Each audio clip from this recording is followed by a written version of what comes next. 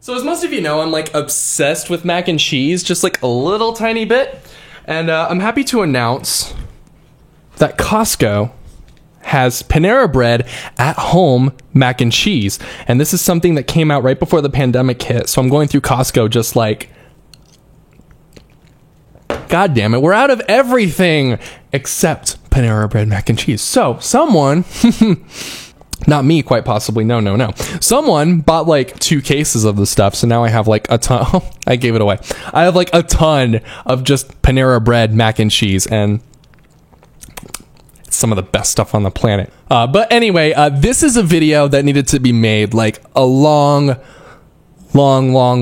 time ago, but never could find the right time, never could find the reasoning, never could get up the courage, never could, I don't know, there's a million reasons why this video didn't come out until it's just now. But I am excited, I am nervous, it's gonna be what it's gonna be, but this is something that needs to happen because I've got so much in me that's just bottling up to a point where, you know, you put like a bunch of Mentos inside a Coke bottle and put the cap on, and eventually you're going to get an explosion. Probably. Actually, I don't know. I don't think I've ever tried putting a cap on. That's me. It's a bottle that's about to explode. So we're finally doing this. But in order to actually do this correctly, we're going to need to go back to the very beginning because every story starts at the beginning. So I grew up in LA. And then eventually I moved from Southern California up to literally the middle of nowhere. Now, you've heard people say the middle of nowhere before. This is the middle of nowhere. Nothing. Like, if you wanted to go to a Carl's Jr., I'm just saying a Carl's Jr. is above living where we used to live. You had to drive 3.5 hours just to get to a Carl's Jr. So yeah, the middle of nowhere, that's where I grew up. So as you can imagine with that, you have kind of like an isolated mindset, a little bit of like what they call a closed mindset. So I had that growing up for sure. So as you know, things have gotten better, but there's still some things that need to be addressed as far as like today. So as we move into me living in the middle of nowhere, eventually at the age of 19, I packed up everything in my room, everything I owned, every single thing to my name in the back of a truck and moved up to Idaho. That sounds so dumb. I packed up everything to move from the middle of nowhere, and I moved to the middle of nowhere. No, I'm kidding. Boise was a beautiful city. As everyone knows, I'm like a huge fan of Boise. I will always uptalk that town, and someday I'll probably move back because I really do love it there.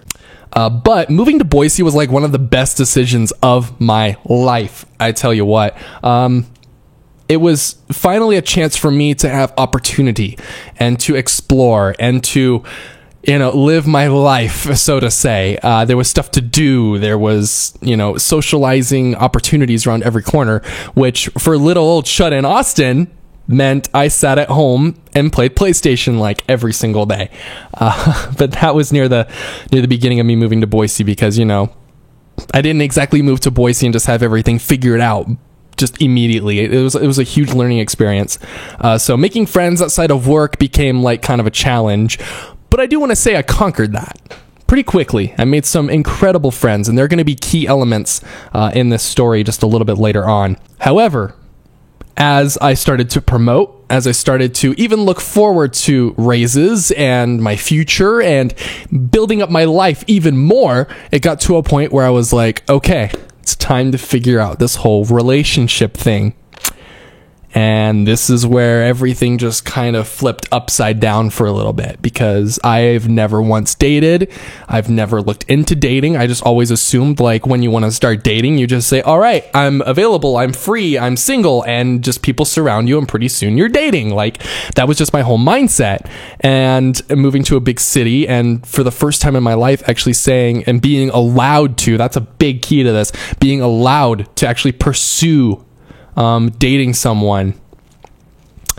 It was a mess, so to speak, and I'll go ahead and dive in just a little bit deeper into that. So when I flew out to Georgia, my company or my agency or whatever you want to call it flew me out to Georgia for 2 weeks to do some like original training to like get you started on your job. So they did. I flew out to Georgia. I was there for 2 weeks, and the whole time I'm there, I'm starting to meet people, and you know, I'm starting to become friends. And eventually, I'm like, "Oh, you're from Boise? Great, I'm BOI too. Like, I'm a boy."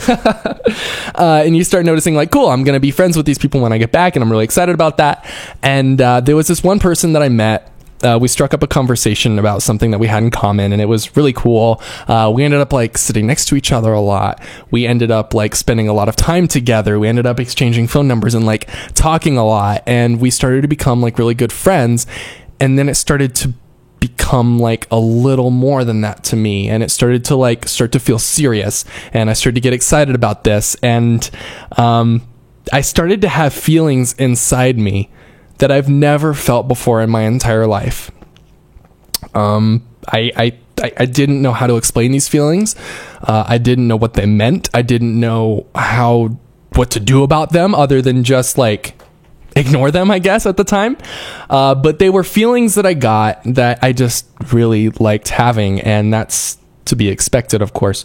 So we end up flying back together, and we're sitting next to each other the whole time. And like, it was the first time I had someone like that close for that long.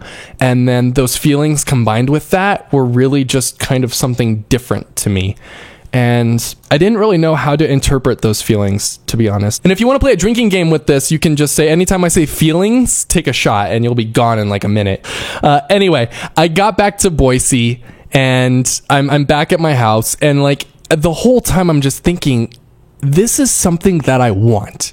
Like these are feelings that I want to keep having. This is a person that I want to keep in my life, and I'm finally starting to put the pieces together, and I'm getting all excited about it because I'm finally figuring it out. And there's of course a caveat to all of this, and that is that it was a guy. And going back to the way I was raised, and my mindset at the time of where I was raised and how I was raised was, well, shoot, this is bad. Well, this can't be good. This can't be possible. This can't be a thing. This must be a mistake. This must be something wrong. And I just kind of forgot about it for a little bit. So I got a little curious at this point, and I'm like, all right, let's play a little bit of a game here. This game is going to be all virtual and in my head, and I work at an airport, so I see like thousands of people come through every day. It's a wonderful place for just kind of like people watching and just seeing how they react to certain things. So my whole game was, all right, I'm going to do a tally inside my head. For every person I get those feelings for that I felt in Georgia, add one for that gender. Played the entire day. Few thousand people, maybe. I don't know how many it was exactly. All I can say is at the end of the day, there was a large number under one gender and a tally of 0 for the other.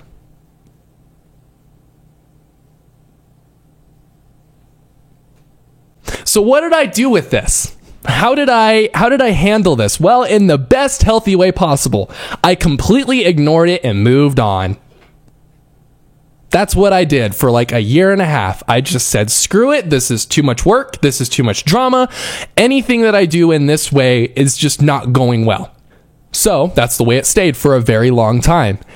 And it was okay until I just kind of started getting bored, and I started getting to a point of like, well, you know, maybe I just wasn't paying attention. Maybe I just saw something that I wasn't. Maybe I'm feeling something different that I'm not supposed to. I'm trying so hard at this point just to be like, this can't be right. This is not the way this is supposed to go. Like, no, this is wrong. This is broken. This is something's wrong. So I'm like, let's do another experiment. Here, let's do this. Let's download Tinder. Oh boy, Austin downloads Tinder for the very first time ever. This is exciting. Not, but yeah, so I did. I downloaded Tinder, created a small little profile, added like a couple pictures of myself that I'm like, yeah, I look all right in these. Add a little description, spent the whole night just kind of swiping through left and right. I'm like, oh boy, how much I hate this already. Just judging people by their first little bit of an appearance. You know, their first picture I see, no. It just felt like, this is so bad. But eventually, kind of swiping through, oh snap, I got a match. What? Like, what does that mean? Okay. Now there's a message. Okay, whatever. Yeah, now we're talking. Now we're kind of getting into a conversation. Oh my God, we have a lot in common. Oh, this is exciting. Just kind of was rolling with it. And then it eventually got to a point where I'm like, hey, I need new furniture for my apartment.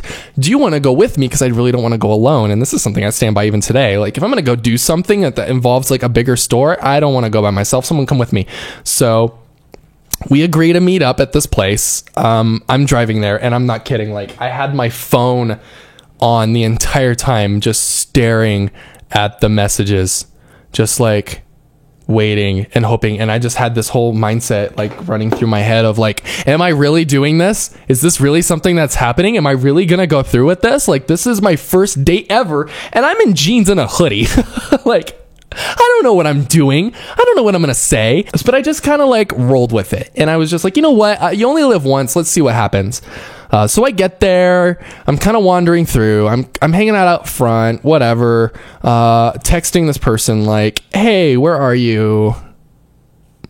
Why aren't you responding to my texts? I got blocked maybe like 3 minutes later. So on Austin's first date ever, I got stood up. And if you were even surprised to hear, this person I was talking to had a name that was male. He was a guy. So now we're starting all over again. Now I'm sitting here going, okay, this just isn't working no matter what way I try. Like, I can't seem to win. So once again, what's my solution? Ignore it and move on. Put it to the side. Take every feeling I have for someone and just delete it. Just ignore it. Hope it goes away. Eventually, though, after I'm down in the dumps this entire time, I get bored again. I jump back on Tinder. I match with someone. And at this point, I really just don't have any hopes. I don't really care anymore. I'm like, oh, look. A response. How exciting. Let me respond. I don't really care. Until eventually I get asked out. Let's go get coffee. I'm like, okay, why not? You know, I don't really care anymore. I'm just like, whatever. I'm on here because I'm bored. I'm on here because I'm hoping to find some sort of answer somewhere. And I'll just go with it. So again, I show up in freaking jeans and like a t-shirt or a hoodie because at this point I really don't care. And sitting behind the table, looking at the texts, going, yeah, okay, this isn't going to happen again. Like, no matter what I do, people just hate me. Look up, oh no, here he comes. Now I'm really freaking out. I'm like, holy crap, I'm about to go on a date with a guy. What the heck am I doing? Good thing we have a lot in common. We'll have a lot to talk about. Good thing I find him somewhat attractive. I can just tell through the conversation and through like the pictures, like I'm kind of getting those same vibes that I got in Georgia. All I'm doing is trying to recreate what I had in Georgia. That's the only time I've ever felt anything. So if I'm seeing that here, I'm like, all right, we'll roll with it. The date went well. We talked for like what felt like infinity, to the point where it's like, oh my God, I have work tomorrow. I really gotta go. So I go, we keep talking, and the moral of the story is we went on like a few more dates, and it was a lot of fun, but it was still in my mind of like, I'm not quite sure if I like this. I'm not quite sure if this is me. I'm not quite sure if we're even getting along at this point. And the poor guy was just like, what are you doing? Like, anytime we talked about taking things further or moving like another step in a relationship, it was me just straight up saying no. Like, no, none of my friends know you exist. No one in my life knows you exist, and they can't. And that was just a toxic place to be. And that was just, a toxic place to be for me. It was not good for me. It was not good for him. It was not good for anyone involved. And that was that. We continued to stay friends. We continued to talk. It just kind of like fizzled out. And then eventually, here's chapter 3. I moved to Denver. Here's where everything just changed. This isn't even a chapter in the same book anymore. This is a whole new book for me. This was my life just flipping a 180. This is where everything just started to kind of make sense. I need water. Hang on. After like my quick little intermission, quick little break, get some water. I bought this recently, by the way, and I absolutely love it. This is like the first time in forever I've had like a real water bottle, and I treasure it oh so much, mostly because I love Red Rocks. It was my first time there. That just happened recently, so that's exciting. But anyway, on to Denver. So, got offered a promotion to move to Denver so I could work at Denver International Airport, which is just down the street from here. Couldn't say no. I've never been to the city in my life. I had no idea what I was doing. I had no idea where I was going to live. I really didn't know anything about anything when it came to moving to Denver. So the most stress I've ever had in my entire life was moving to Denver.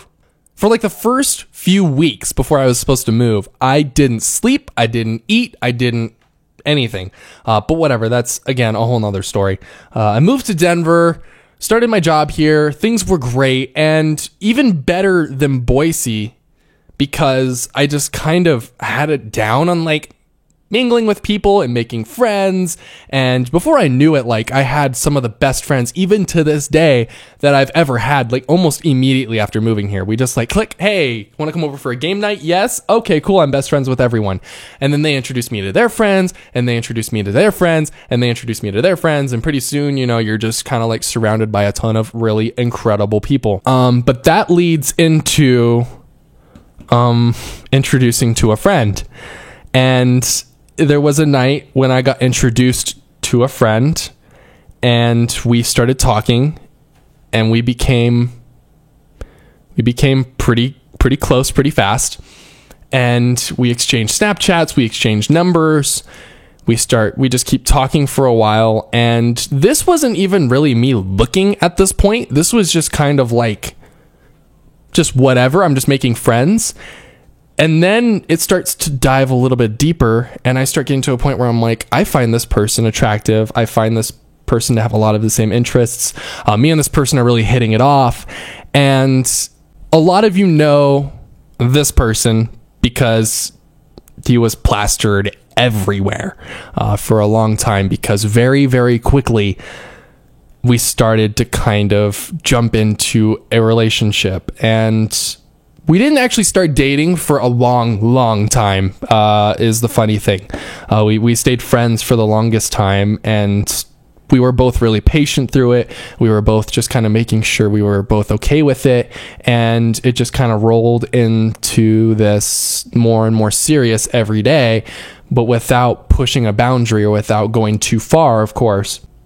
But when the time came, we finally sat down and we were like, we're spending literally every minute together. We're getting more and more serious. Like, both of us were just kind of talking about our feelings for each other. And it got to a point where it's like, let's start dating.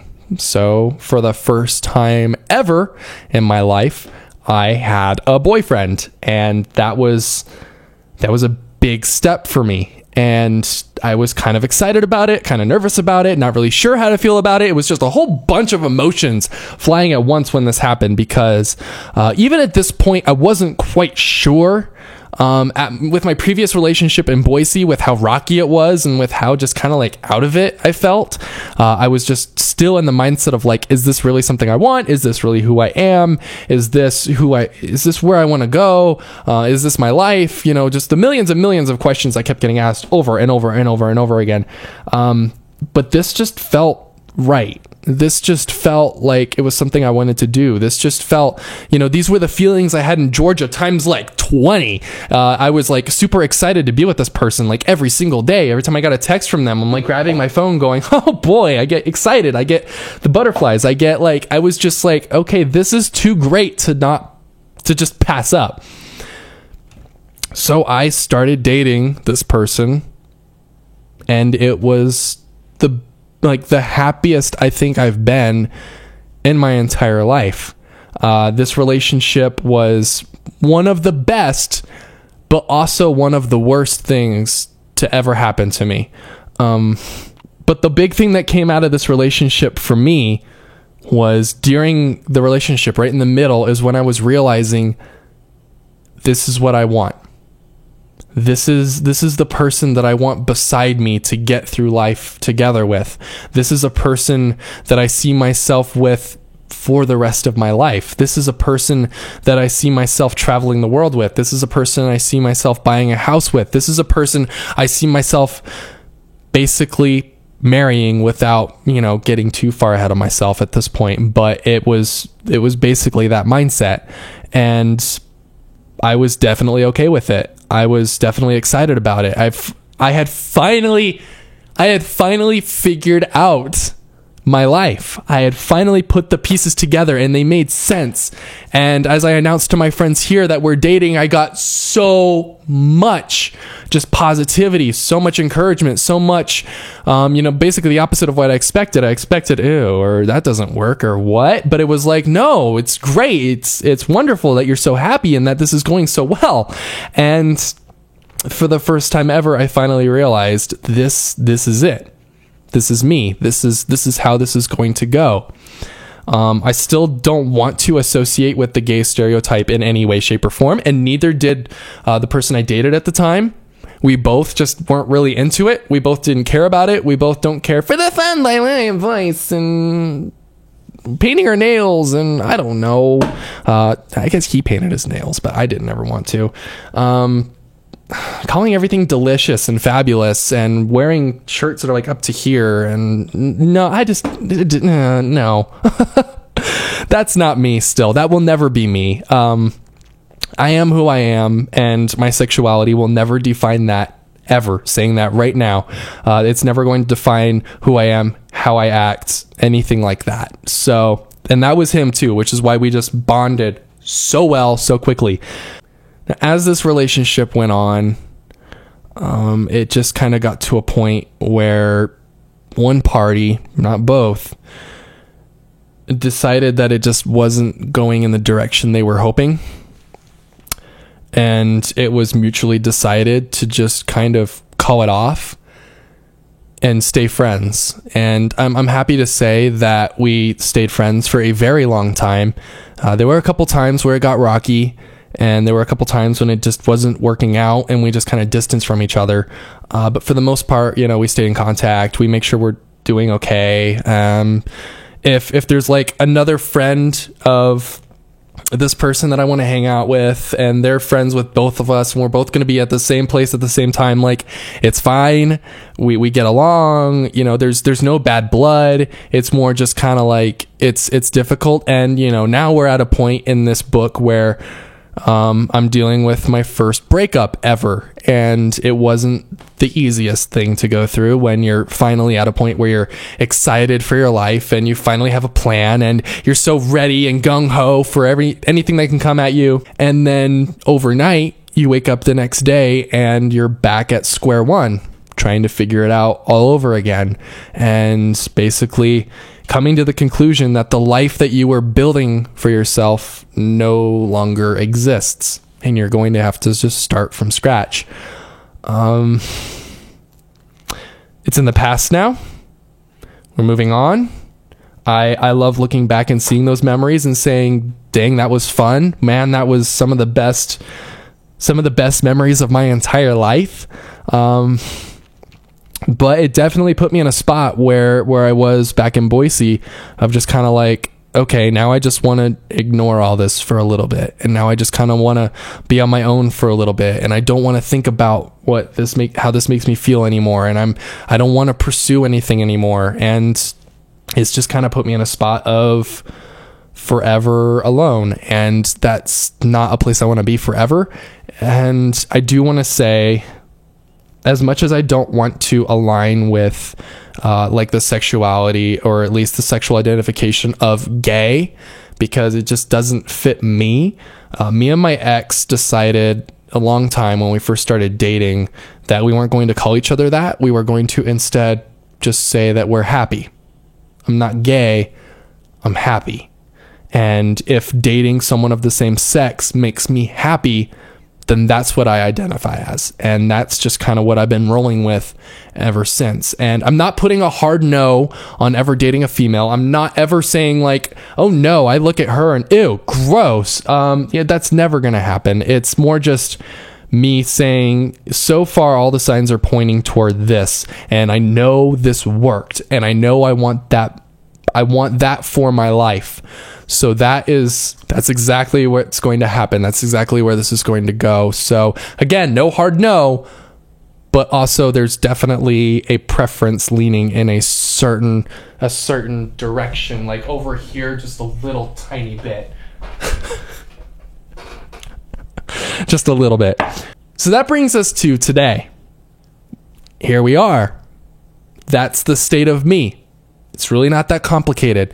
A lot of stuff has made it complicated. A lot of stuff has made this an experience I don't want to do again, but also a lot of this has made an experience that I would do again in a heartbeat. And I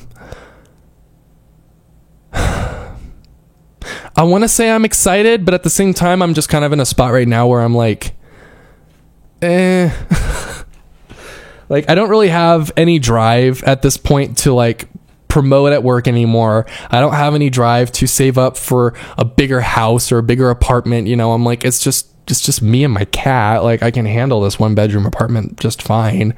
The job I have is just fine. But that's not what I want for myself. I want more, but I'm just kind of at a point where I don't really want to put myself out there again.